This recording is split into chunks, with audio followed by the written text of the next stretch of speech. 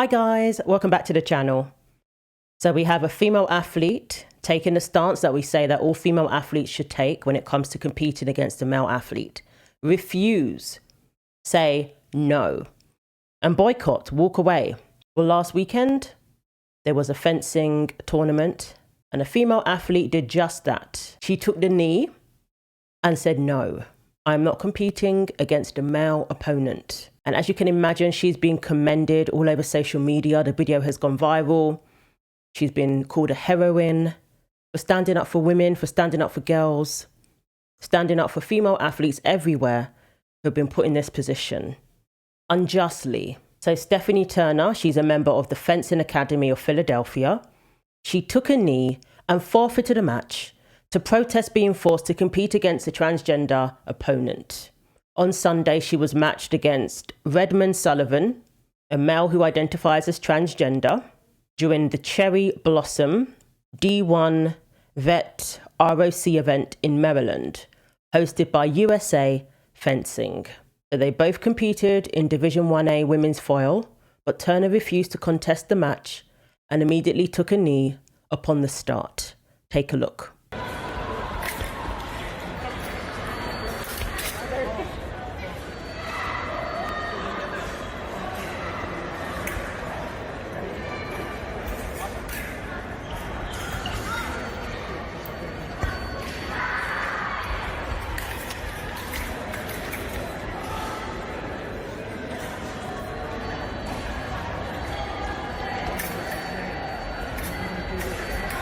Wow.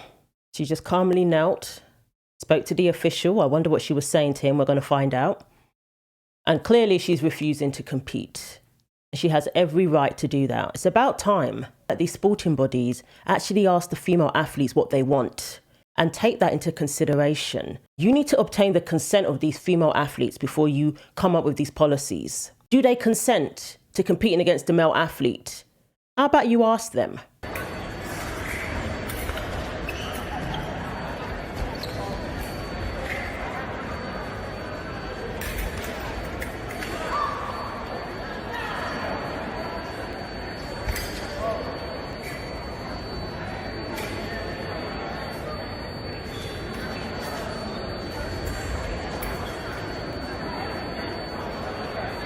Now, I don't like seeing her in this position where she's having to talk to the person directly, explain to the person, you know, I'm not going to compete against you due to X, Y, and Z, or shall I say, due to X, Y. This is why I'm not competing against you. She's obviously in a very vulnerable position there, having to speak to this person directly or confront the person directly.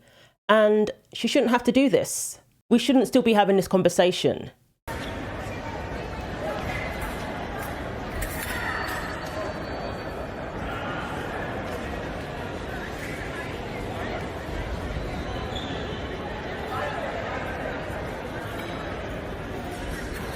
So I believe she's kneeling for the duration of the fight, if that's what it's called, or the duel. And clearly the opponent is frustrated, but this is what happens when you decide to compete in the wrong categories. Women have a right to speak out and object, and they have a right to say no.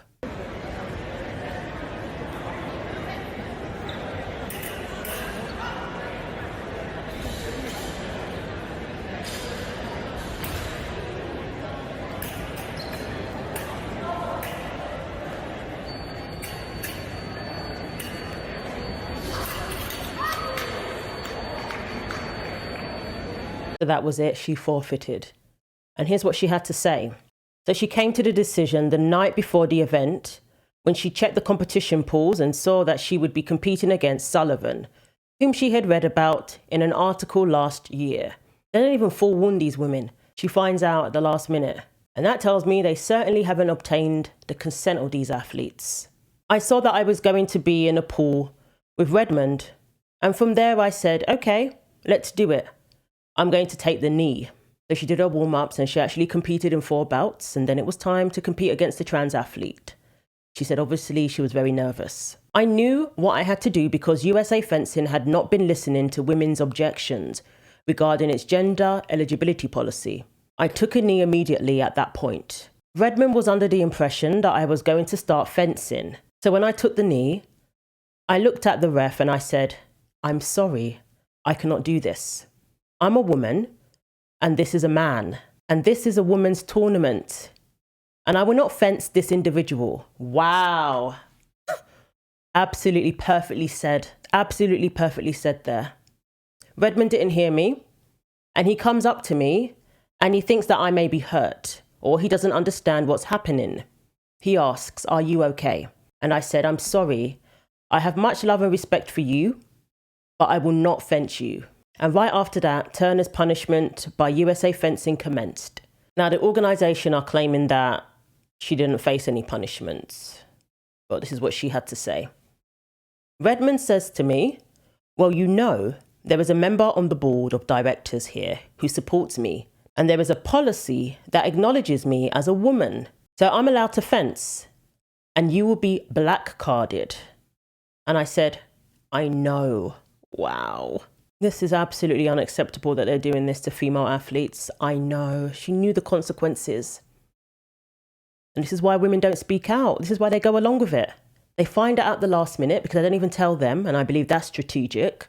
And then before you know it, they're competing against a male athlete. And if they want to compete, these are the terms that they have sprung upon female athletes. If you want to compete, you're going to have to be willing to compete against a male athlete, to face a greater risk of injury, to face a greater risk of severe injury, to face the possibility of your career ending due to injury. You're going to have to compete under unfair conditions where you're competing with someone who has a biological advantage over you, and even in competitions where that may not be the case, as they claim. It doesn't matter. The person is male. Male athletes do not belong in women's competitions, as she said there so perfectly. I'm a woman and this is a man, and this is a woman's tournament. So the referee comes over to Turner, gives her a black card, which represents the most severe penalty, leading to expulsion from the tournament or event for serious rule infractions or unsportsmanlike behaviour. Turner said she was then escorted to the bout committee where she had to explain what she did. She says the members then handed her a copy of the association's transgender policy and made her sign a document acknowledging the black card. Turner said she signed the document under objection. Then she was escorted out of the venue. They escorted her out as if she's some sort of criminal, when what has been done to her is criminal. And USA Fencing had this to say to Fox News Digital. USA Fencing enacted our current transgender and non-binary athlete policy in 2023. The policy was designed to expand access and create inclusive, safe spaces for everybody but female athletes. The policy is based on the principle that everyone should have the ability to participate in sports and was based upon the research available of the day. We respect the viewpoints on all sides and encourage our members to continue sharing them with us as the matter evolves. It's important for the fencing community to engage in this dialogue, but we expect this conversation to be conducted respectfully, whether at our tournaments or in online spaces. The way to progress is by respectful discussion based in evidence. Is that the evidence that we see when we look at sports and notice that sports has categories, that there's women's categories and men compete in their own category? Is that the evidence they need? But for some reason, due to some cultish ideology, we're now forgetting that and blurring the categories and forcing women to compete against men.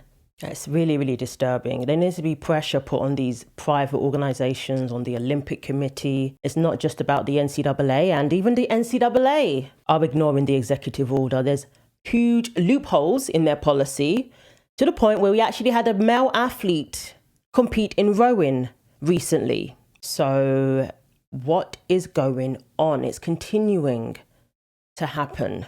What can we do? Majority of people in this country are not for this.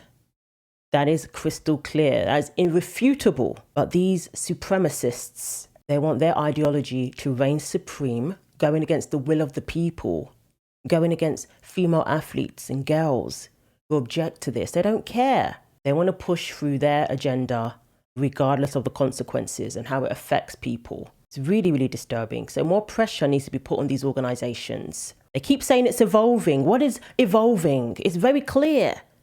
We have women's categories and we have men's categories. We have weight divisions, age categories. Paralympics.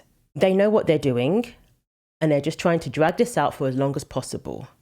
Meanwhile, we have women forfeiting, getting black cards, facing suspension or being suspended, being excluded, while they still throw around that term inclusion. It's very insulting. It's gaslighting at its finest. Well, his name is Redmond Sullivan, and he fenced for the men's team at Wagner College last season before switching to the women's team this season. According to Redmond's fencing tracker profile, he has never finished first against a man. He is still in the middle of his first season against women, but has already finished first in the Connecticut Junior Olympic qualifier in the foil. That's an event. Sullivan also competed against female athletes in track and field, where he won the state championship title in the shot put. We do not know the name of the female fencer yet, but cheers to her for standing down. Here's my takeaway. The USA fencing policy, which allows men to compete in fencing, means this guy was actually abiding by the rules, even though I would say he is a cheater. So we know that the USA fencing policy and the US Olympic Committee are not doing anything to protect women's sports, and they fall outside of the executive order. Something I've been saying since the beginning. It doesn't touch sports in the Olympic movement. At the end of the day, this ends when the cultural conversation changes. Sure, we need to pass laws, we need to have rules and regulations, but as we're seeing, there is a law in place, Trump's executive order, and the blue states are just violating it. So they're saying that she wasn't penalized for her stance against trans inclusion. No, they said they respect all viewpoints, but they're saying that she was penalized for not fencing. In the case of Stephanie Turner, her disqualification was not related to any personal statement, but was merely the direct result of her decision to decline to fence an eligible opponent, which the FIE rules clearly prohibit. According to the FIE technical rules, specifically Article T113, a fencer is not permitted to refuse to fence another properly entered fencer for any reason. Under these rules, such a refusal results in disqualification and the corresponding sanctions. The policy exists to maintain fair competition standards and preserve the sport's integrity. So they can put anybody up there and say that they're eligible according to our rules, and you're not allowed to object, even though the person up there is male in a woman's competition. That's how it works, apparently. And as you saw there, she was very respectful. She wasn't rude. She didn't come out with bigotry or anything like that, as some people will claim. She was very respectful, and she gets a black card. So Turner hasn't heard anything back from the organization as of yet. It was an incident she had actively tried to avoid at prior events. In previous years, when I had known about transgender fencers being present, I just wouldn't register. But for this one, Redmond must have signed up after me. I was like, you know what? I'm just going to give it to God. If this person shows up to my event and is on my script, then I would take a knee. And that would be God's will. Wow. Again, these female athletes are absolutely remarkable women. I commend them. These women that put themselves on the line and boycott these events and say, no, we're not doing it. And they're doing that for all female athletes, not just for themselves, clearly. Because what do they gain from it? They end up being excluded. They end up being punished. Not for their stance, but for them refusing, apparently. She said, I voted red down the ticket this year. It was like waking up to the lies of the mainstream media.